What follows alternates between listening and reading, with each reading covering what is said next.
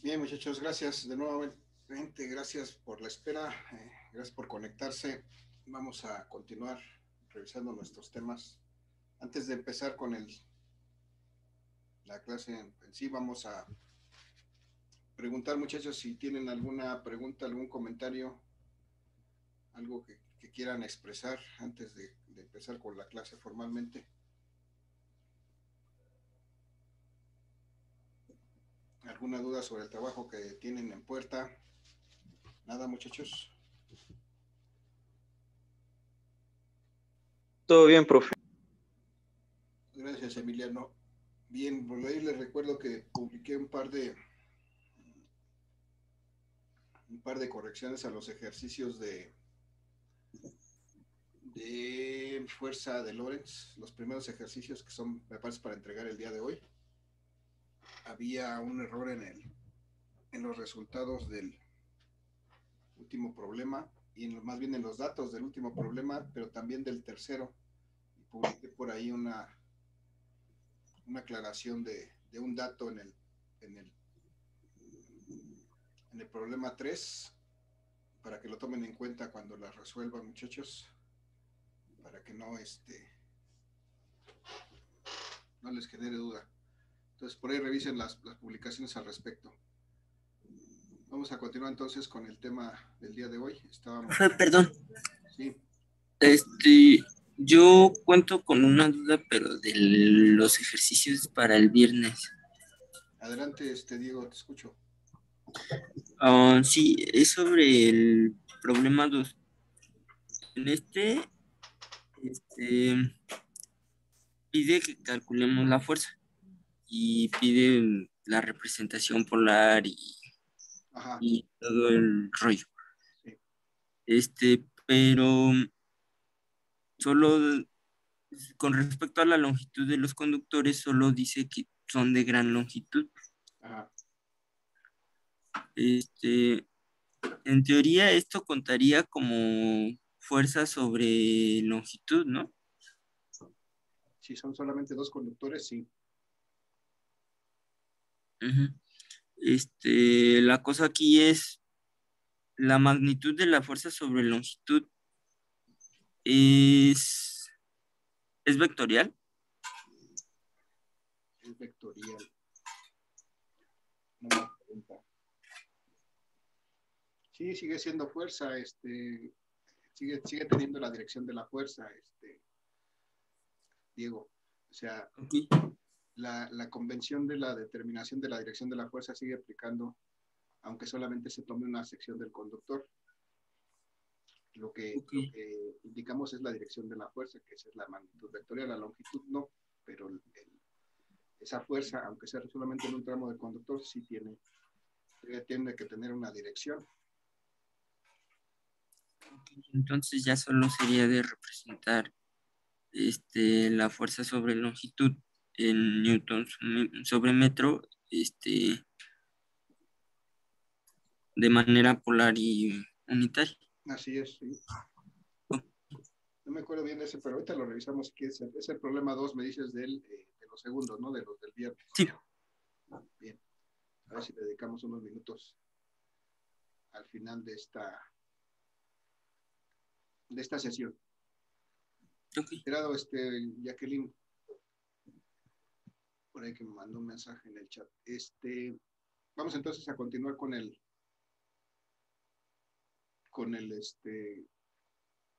tema que estábamos revisando. Ya para terminar con esto de lo que es momento magnético, vamos a ver la aplicación.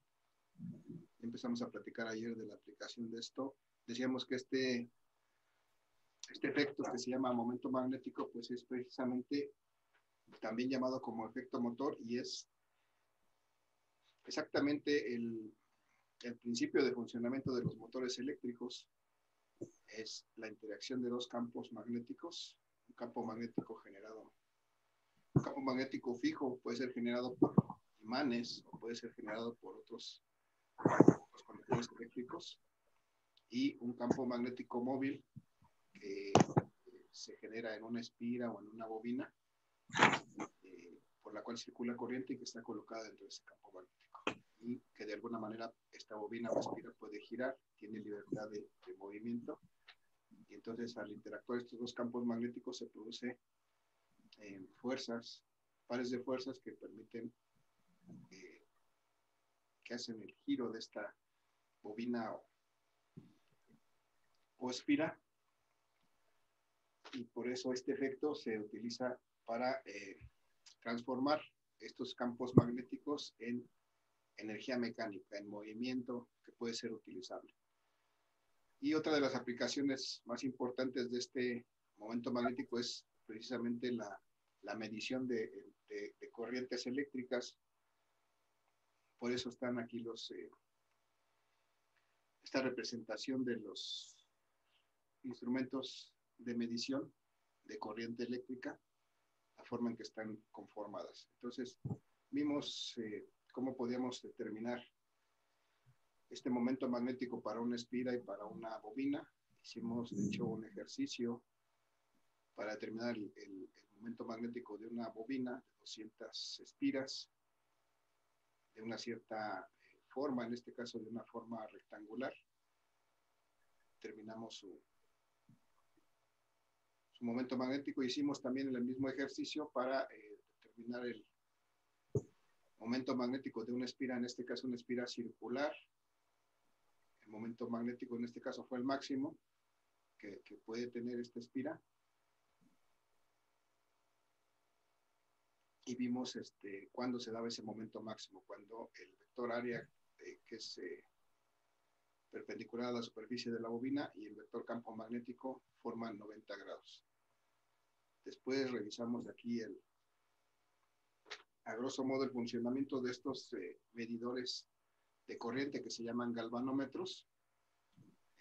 Uno de ellos es el galvanómetro de Arsonval, el otro es el de cuadro móvil, que son, el principio de funcionamiento es el mismo, se basan en este fenómeno, en este efecto del momento magnético para poder indicar en una carátula una cierta medición que es proporcional estrictamente a la cantidad de corriente que circula a través de la bobina de este instrumento. Entonces, ese efecto es lo que utilizamos, muchachos, para poder medir ciertos parámetros eléctricos, y por eso este momento magnético se utiliza como principio de la fabricación de aparatos de medición, aparatos como el amperímetro o el voltímetro, que se pueden fabricar a partir de galvanómetros. Y el galvanómetro, decíamos, es un aparato de medición que funciona con corriente continua, que permite medir pequeñas corrientes. Es decir, como está hecho, como está marcado allá en el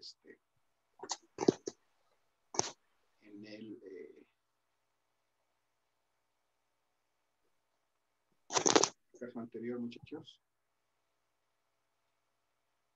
veíamos que este aparato está hecho con una bobina sobre un núcleo de hierro. Esta bobina y este bobinado debe ser muy fino, muy pequeñito, para que sea muy ligero y precisamente permita el movimiento de este núcleo. Entonces, por esa razón los galvanómetros se fabrican con embobinados con alambre muy delgado, conductor eléctrico muy delgado, y precisamente ahí viene su limitación en cuanto a la cantidad de corriente que pueda circular por ellos. Entonces, para hacer ligero ese núcleo junto con el bobinado, se necesita usar un alambre muy fino, muy delgado, y entonces pues solamente permite pasar pequeñas corrientes. Pero en la vida real, en la vida práctica, pues esto hay aplicaciones que sí necesitan medir pequeñas corrientes, pero hay aplicaciones que necesitan medir corrientes grandes, y entonces pues ya no es útil el galvanómetro directamente para hacer esas mediciones. Entonces necesitamos hacerle una adecuación a ese galvanómetro para poderlo convertir en un amperímetro, por ejemplo, y que pueda medir corrientes grandes, corrientes que son más comunes y que necesitaremos medir en algún momento. O para medir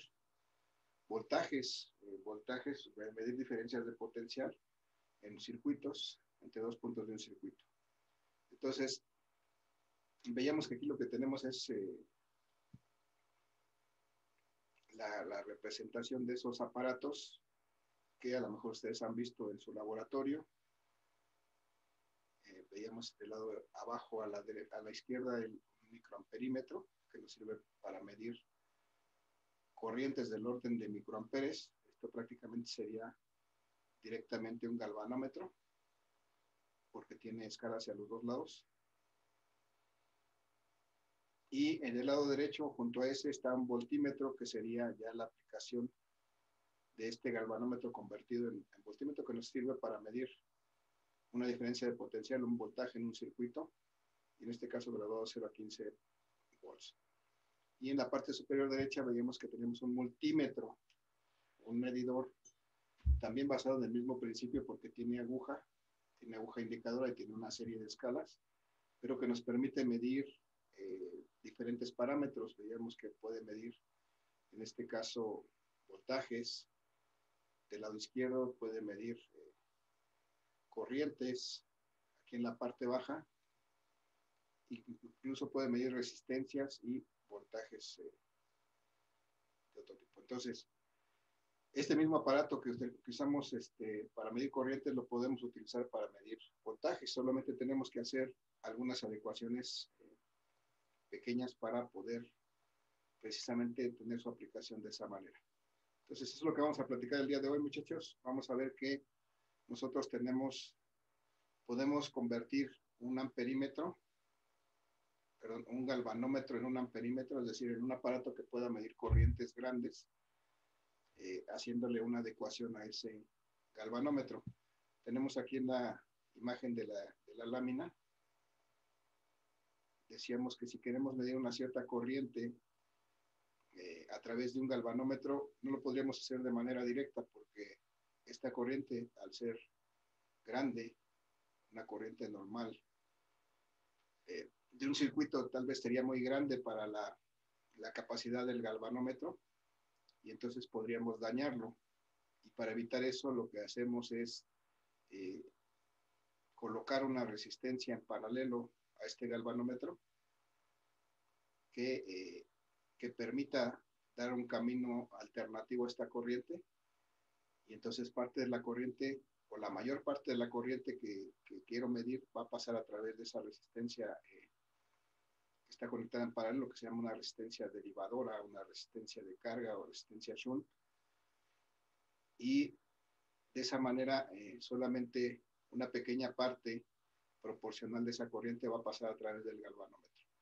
Y entonces me va a permitir leer corrientes más grandes que las que puede soportar directamente el galvanómetro, y entonces convierto este galvanómetro en un amperímetro mediante la inclusión de esta resistencia shunt o resistencia derivadora. Eso es lo que vamos a ver el día de hoy.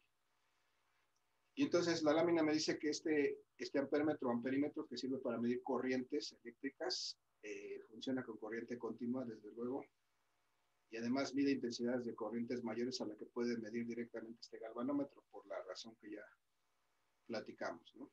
Su fabricación es con hilos muy pequeños que no permiten corrientes grandes. Y entonces,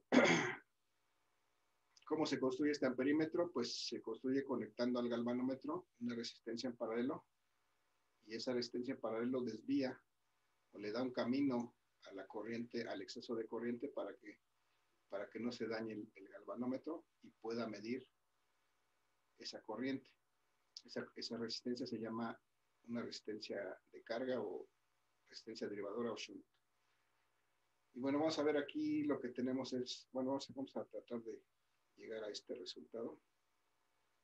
Voy a redibujar este esquema que tengo en la lámina. Tengo aquí necesidad de medir una cierta corriente en un circuito. Entonces esta corriente la represento de esta manera. Y la tengo que medir a través, lo que poseo para medirlo es un galvanómetro. Entonces representa el galvanómetro con un círculo y una letra G. Y como está hecho de un conductor eléctrico, pues necesariamente tiene asociada una resistencia interna. La voy a representar aquí. sería la resistencia interna del conductor que está formando el galvanómetro, y esa le llamamos la resistencia del galvanómetro. Y entonces lo que soporta este galvanómetro son pequeñas corrientes que no necesariamente son tan grandes como esta que quiero medir. Entonces la corriente que soporta el galvanómetro la represento de esta manera. Esta es la corriente que soporta el galvanómetro, le llamo la corriente del galvanómetro. Y entonces esta corriente es muy pequeñita con respecto a esta que quiero medir. Lo que tengo que hacer entonces para poderla medir es darle un camino alternativo a esta corriente, colocando una resistencia en paralelo a este galvanómetro, y entonces la mayor parte de esta corriente se va a mover por este camino, y solamente una pequeña parte, que es la que puede soportar este galvanómetro, va a pasar exactamente por él. De tal manera que después aquí a la salida se van a juntar, y acá voy a tener nuevamente la corriente que está entrando del lado izquierdo. Y entonces esta resistencia que se coloca en paralelo a este galvanómetro es precisamente lo que llamamos la resistencia derivadora o la resistencia shunt, por sus palabras en inglés, por su nombre en inglés.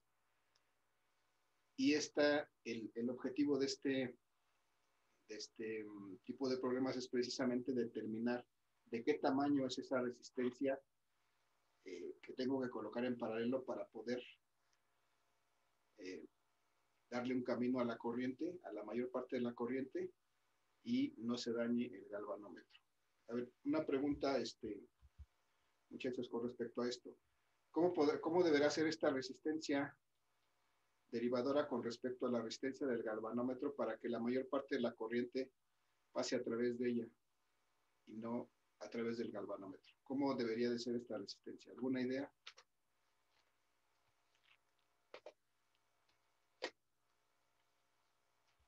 Muchachos.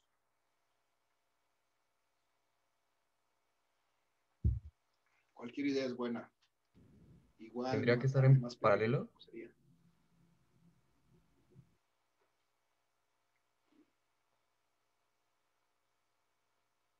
Si me escuchan, si hay alguien ahí, ¿Podría ser con un valor bajo?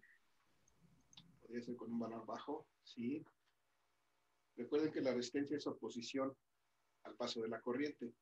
Entonces, si queremos que por alguna parte pase más corriente, tenemos que hacer una resistencia más pequeña. Tiene que haber una resistencia más pequeña. Entonces, efectivamente, si nosotros queremos que que por esta resistencia derivadora pase la mayor parte de la corriente, tenemos que colocar una resistencia más pequeña que esta del galvanómetro, y de esta manera conseguiremos que la mayor parte de esta corriente pase por aquí en lugar de pasar por el galvanómetro y lo pueda dañar. Y entonces ese es el objetivo de esta parte del curso, de este galvanómetro, determinar de qué tamaño es esta resistencia para lograr que no se dañe el galvanómetro y además podamos tener una lectura de la corriente que está pasando a través de este circuito, desde luego sabiendo que va a haber una proporcionalidad entre la que pase por el galvanómetro y la que pase por acá, y eso va a ser, nos va a permitir leer esa corriente. Entonces, bueno, ya vamos a ver aquí la teoría de cómo sale esta ecuación. Vamos a tratar de entenderla. Ya mostré aquí la corriente que quiero medir, es esta ahí. La corriente que pasa por el galvanómetro es esta que puede pasar por acá. Y esta que se desvía es la corriente que pasa a través del derivador o del shunt, de la resistencia derivadora. ¿Vale? Entonces, de aquí podemos ver que esta corriente, que es la que yo quiero medir, pues va a ser igual a la suma de las corrientes. Por una parte, la corriente que pasa por el galvanómetro, y por otra parte, la corriente que pasa por el shunt, por la resistencia derivadora. Ese es lo primero que nos dice este circuito. Entonces, si de aquí, como está en la lámina, despejamos la corriente que pasa por el derivador del shunt, va a ser igual a la corriente, perdón, aquí me puse algo de más. Esa es la corriente que quiero medir. Es igual a la suma del galvanómetro y entonces si despejo la corriente del shunt me dice que es la corriente que quiero medir menos la corriente del galvanómetro. Eso solamente es álgebra con esta ecuación. Y luego voy a ver que como tengo aquí un circuito paralelo, si se acuerdan de su curso de física 3, cuando tengo un circuito paralelo, pues lo que tengo es que aquí, por ejemplo, el voltaje en esta resistencia shunt, el voltaje que puedo leer entre estos dos puntos, va a ser exactamente igual al voltaje que existe entre estos dos puntos, que es el voltaje que ve el galvanómetro, porque estos dos son puntos comunes y están en paralelo, entonces estos dos puntos están a la misma diferencia de potencial, al mismo voltaje, porque están unidos aquí. Y entonces esa es la siguiente afirmación que hay aquí, que el voltaje del galvanómetro es exactamente igual al voltaje en la resistencia derivadora. Y de acuerdo con la ley de Ohm, muchachos, si recordamos que la ley de Ohm nos decía que la ley de Ohm, que Victoria era reina de Inglaterra, creo que sí. Y entonces el voltaje, en este caso el voltaje del galvanómetro, pues es resultado de multiplicar la corriente del galvanómetro por la resistencia del galvanómetro. Y el voltaje del shunt pues, es el resultado de multiplicar la corriente del shunt por la resistencia del shunt del derivador.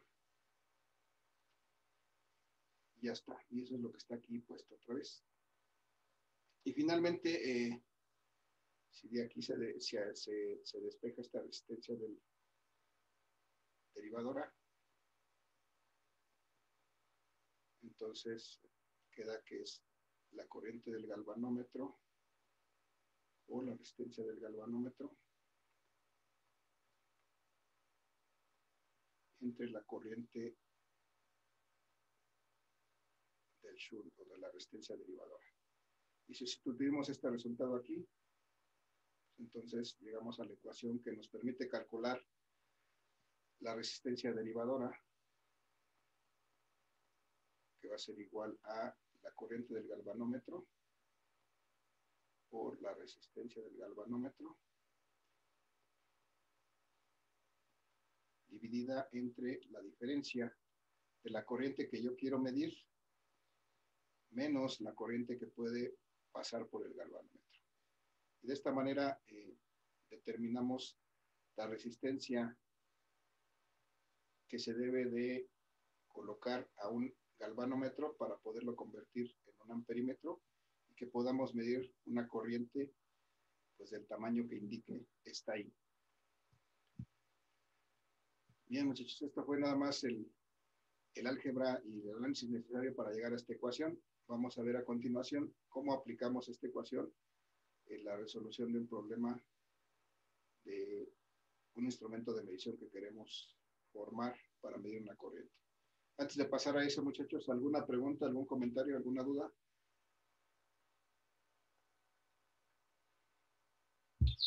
No, profe. Gracias, Luchito Posli. Bien, muchachos, entonces vamos a pasar al ejercicio en donde vamos a determinar la resistencia derivadora que debemos conectar a un galvanómetro para convertirlo en un amperímetro que me pueda medir una corriente relativamente grande. Entonces vamos a ver aquí está. Tengo aquí, me dice que tengo un galvanómetro que tiene una resistencia de 50 ohms. Lo primero que tengo que hacer es ir identificando pues, los datos que tengo.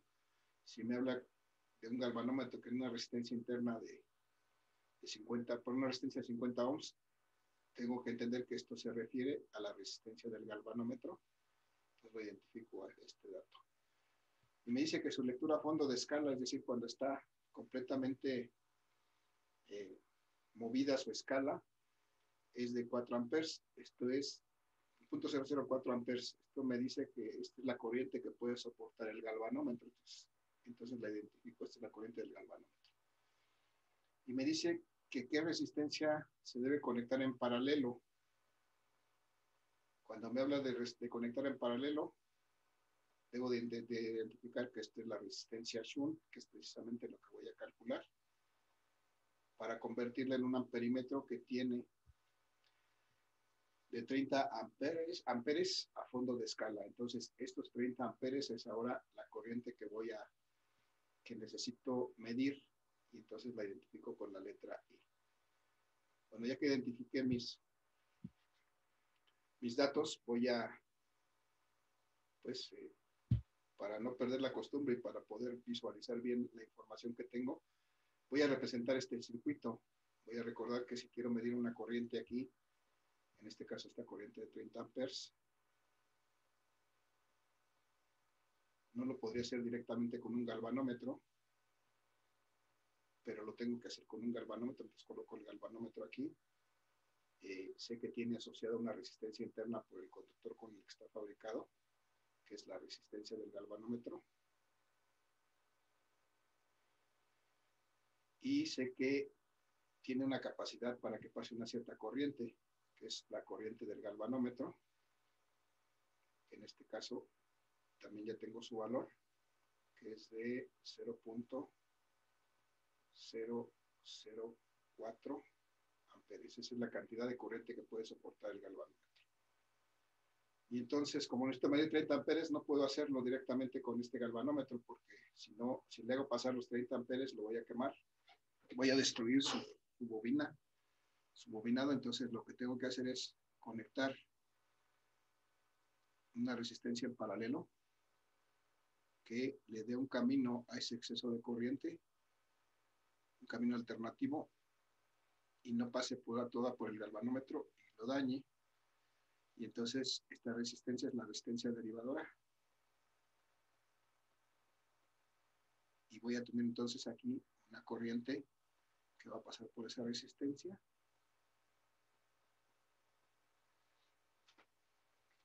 Y creo que ya. Me hace falta 30 RG. Ok, esta resistencia del galvanómetro dijimos que era de 50 ohms. Y ahora sí, vamos a ver que lo que necesito determinar es esta resistencia derivadora. ¿Cómo calculo esta resistencia derivadora? ¿Alguien se acuerda, muchachos, o tiene a la vista la ecuación anterior?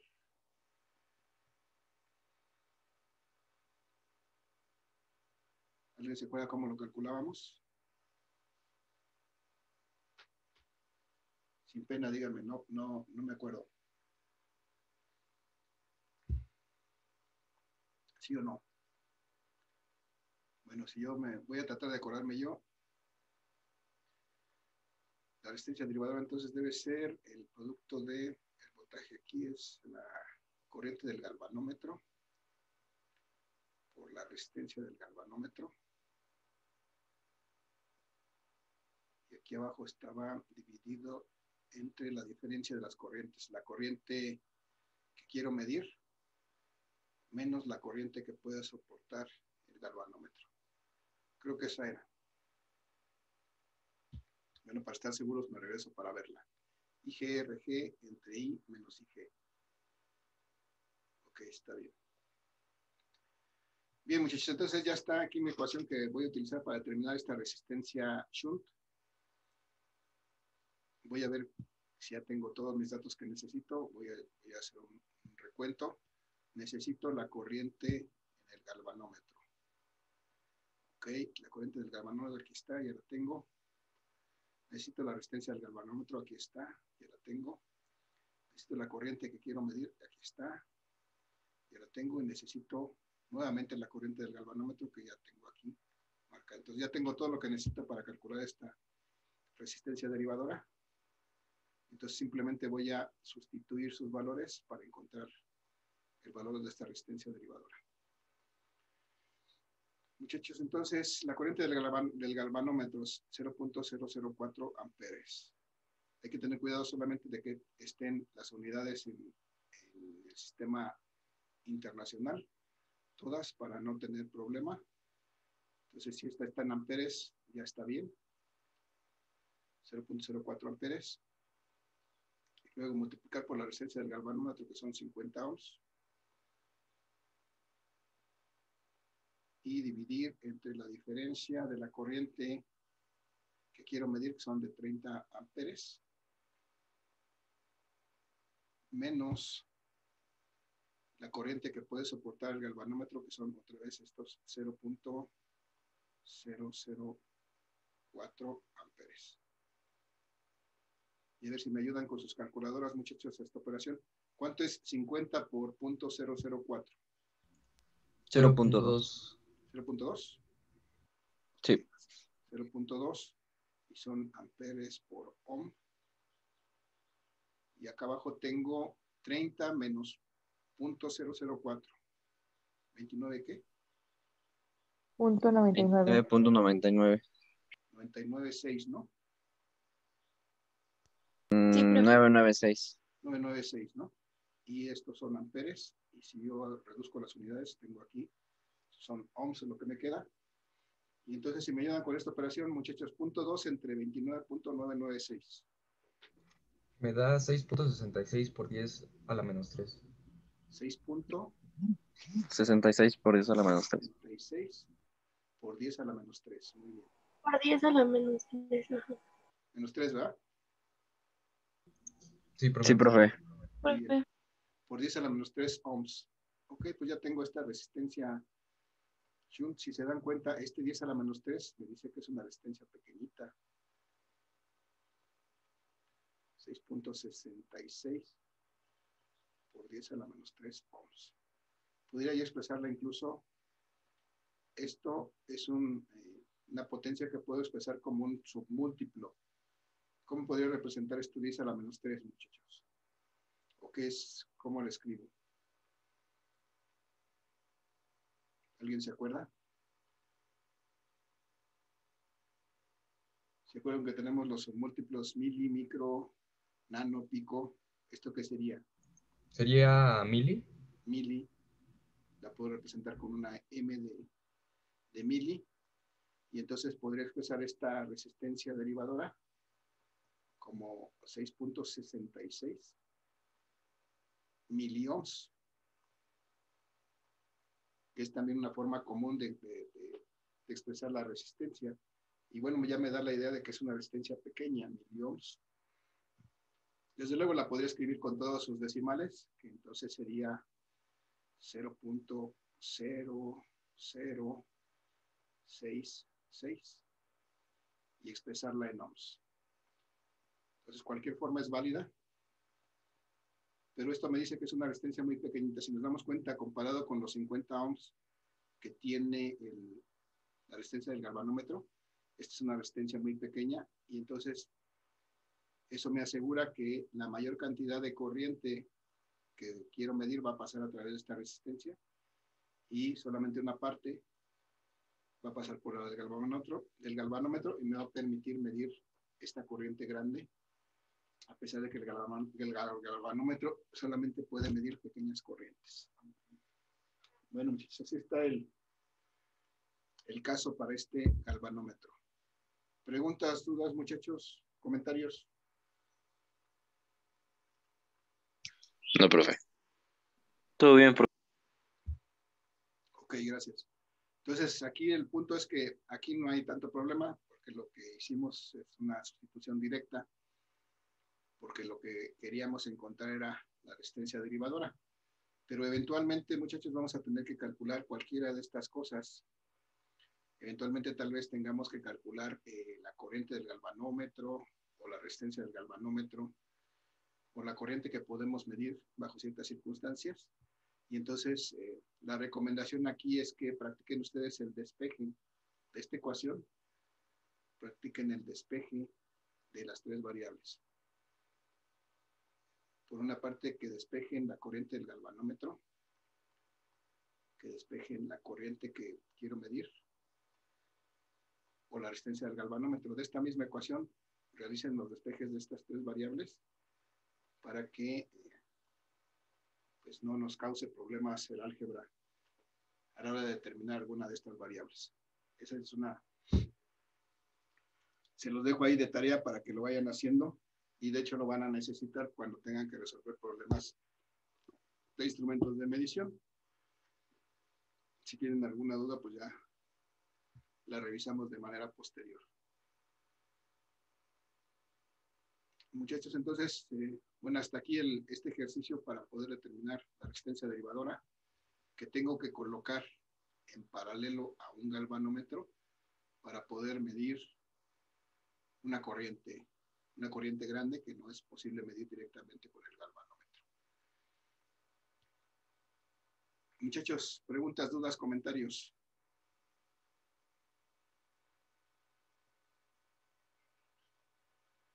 Muchachos, ¿no hay? No, profe. Todo bien, profe. Vale, gracias. Entonces, en la siguiente parte de esta sesión, vamos ya casi estamos terminando con esta sesión, se va a terminar. Regresamos a la segunda parte de esta sesión, muchachos. Vamos a la pausa de los 2 minutos. Nos reconectamos para ver precisamente cómo puedo ahora generar un voltímetro o voltmetro para medir voltajes o diferencias de potencia en un circuito a partir de un galvanómetro. Entonces, eso es lo que vamos a ver en la segunda parte de la sesión. Los espero, muchachos, en 2 minutos. Nos reconectamos, por favor.